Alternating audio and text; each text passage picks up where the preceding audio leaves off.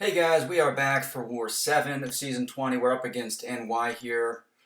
They've had a good start to their season, so we know that this is going to be a pretty tough war, but I've only got 3 fights this war. The first is this Hyperion. I'm going to use my rank 3 Doctor Doom here. And then in Section 2, I've got Path 5. So I've got a Nova, and then I've got an Ebony Maw. Obviously going to use Doom for Nova, even though I was tempted to bring Magneto because Nova is metal. Magneto, I'm pretty sure, would just destroy him. And then I'm going to just straight up parry Quake this Maw. Try to redeem myself after last war when I just completely butchered Quake in every single way. And then here we have a Terrax. I originally was thinking I would probably take this with Namor, another redemption opportunity for me after last war, which was just an awful war for me in every way. But I'm going to actually not end up taking that Namor. We're going to send Dreamin'. He'll have 4 missions with his rank 3 Corvus, and yeah, he got through that fight. So I have these first 2 fights, Hype and Nova, sped up to 200% their speeds. They're twice as fast as normal because they're the exact same fights. You guys have seen these fights on my channel before, on other people's channels. With Dr. Doom, I'm just trying to stagger as often as possible and throw my SB1 as often as possible on this node just to keep his Furies down. But that's it. I mean, there's nothing to this fight, really. I'm not running Suicides, obviously. I think that Suicides is not really a great option on that path. And then here on Nova, I am pretty heavily boosted too, because this was a very, very tight war the entire way. I did not want to follow up my last war, which was awful, with some silly deaths when I had the best matchups possible. So after my 3 fights, so after the Ebony Maw fight, we again have a pretty awesome treat. We've got a rank 3 Magneto versus a MODOK. I believe it's a rank 3 MODOK too, and MODOK, of course, is a metal defender. So instead of having music for these fights, or for that fight, I'll actually talk through the strategy with Magneto. And then from BG1, we have a rank 5 5-star Magneto against a rank 3 Weapon X on the Ebb and Flow intercept node, where if you don't get off an intercept, your damage is limited to only, they have a 60% protection, so your damage is only going to do 40% of what it naturally does. So that's pretty awesome. I'm excited to show you guys those fights since my war was so brief. But here against this Ebony Maw, he is stubborn, or he's defensive, so he benefits from stubborn. That was completely accidental to throw off that heavy. But I'm going to ignore the protection. I'm not worried about it. There I actually let off my heavy a little bit early, and I got hit with his heavy. But, you know, again, all I need to do is just not make sure that he doesn't get to an SP1. So he's almost there. I can afford 1 more hit. But you guys can see, even with the protection, that is with protection up. You guys can see that little purple shield there. My Aftershocks are just doing insane amounts of damage.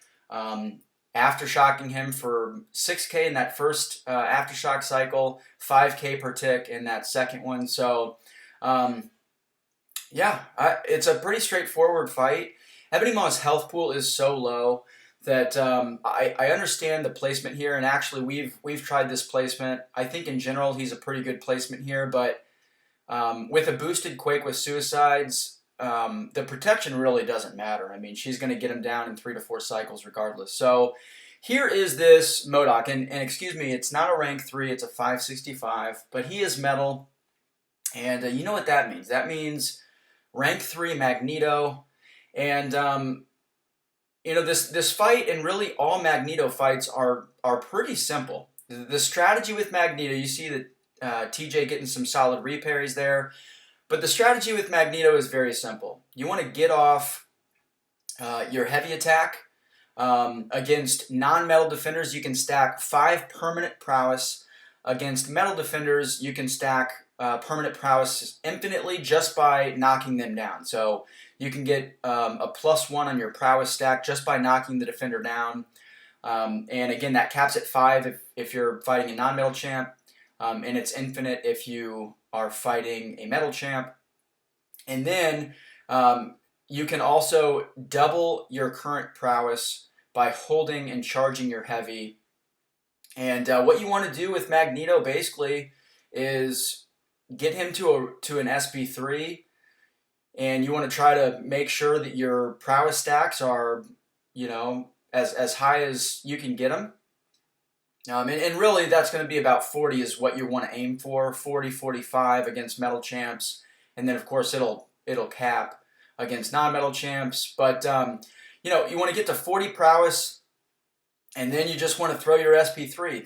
The fights are that easy. So right now he gets to 40 prowess, he throws his SP3, and because the animation for MODOK is unique to him, we're not going to get to see the awesome Magneto animation, but yeah, it one-shots him, and that's pretty much what's going to happen against any metal defender with Magneto.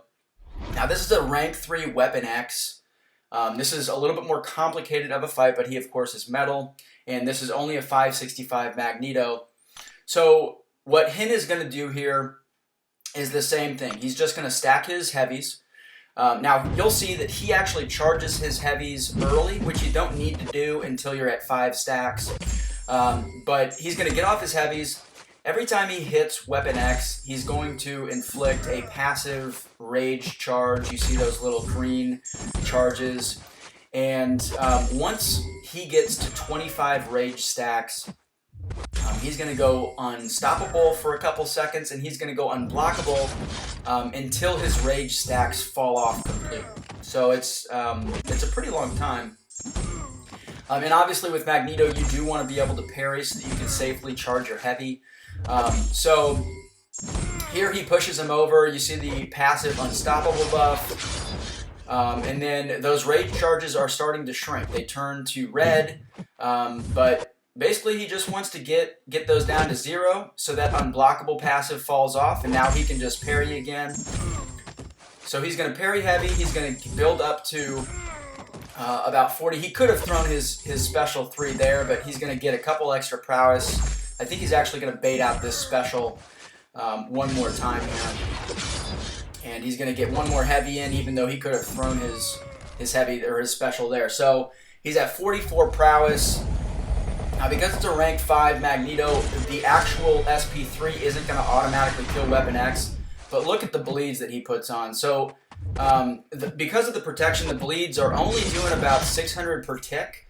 But check this out. We get a nice shrapnel bleed here from Magneto for 50,700 with protection up.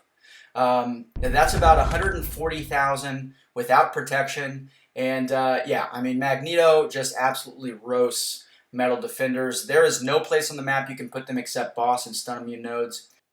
Also, be sure to check out Hen's channel. I'll leave a link in the description. He'll have his entire war posted. You guys can check that out. He's a great player. He was in BG3 for a while. We moved him over to BG1 because they needed some help. But yeah, that is it for the war. Thank you guys so much for watching.